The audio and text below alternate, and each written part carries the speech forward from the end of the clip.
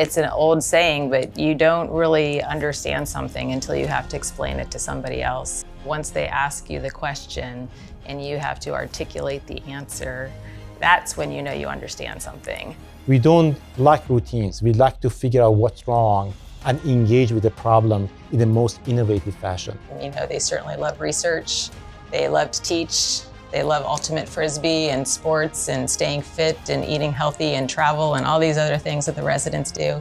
But they really, really want to be good, excellent doctors. Ultimately, I wanted somebody who was going to be next to me and teaching me, but also somebody who's a true expert in the field. We have all of that here.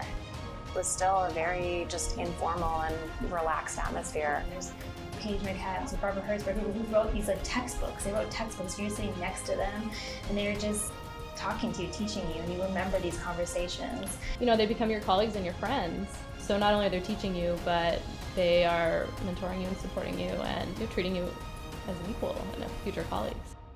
I have had situations in which a clinical issue has come up, particular artifacts on medical images, and it happened to be on the weekend when some of our staff physicists were not available. And our resident jumped in and figured out exactly what was wrong. It provided advice, what needs to be done. And by the time that actually physicists show up on Monday morning, the problem was over.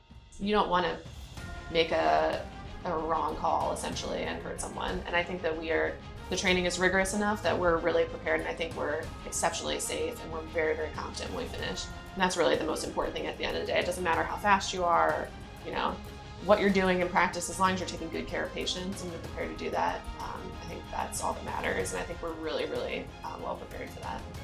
In 30 years, when I'm out, and I probably will still have questions and cases that I'm not sure about, I feel very comfortable that I'll still be in touch with some of these people, and I'll have them to contact and send pictures and ask them for help, and that's comforting.